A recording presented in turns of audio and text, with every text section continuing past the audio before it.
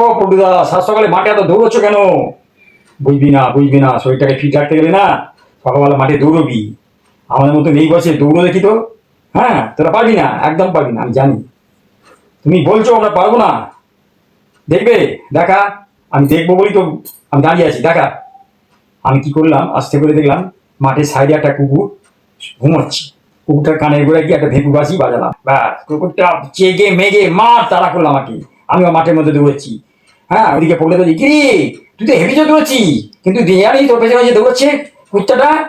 বলছে তুমি এবার ব্যবস্থা করো। পকুরটা কি করলো, পকেটে একটা বেলুন বার করলে ফাটাম করে ফাটালো, ব্যাস কুকুরটা ডাইরেকশন চেঞ্জ করলো, আমি বেঁচে গেলাম।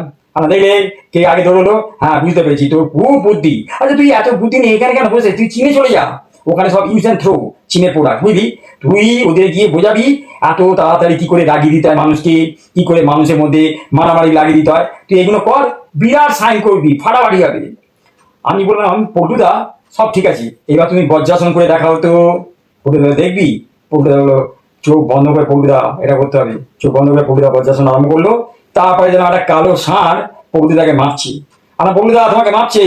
বলছে কে? আমার চোখ খুললেই দেখতে পাবে। বলছি তাই? আর আমার বজ্রাসন করো না, এবার পালাসন করো, তাড়াতাড়ি পালাও, তোমার জীবনটা দরকার মেরে যাবে, পালাও পালাও।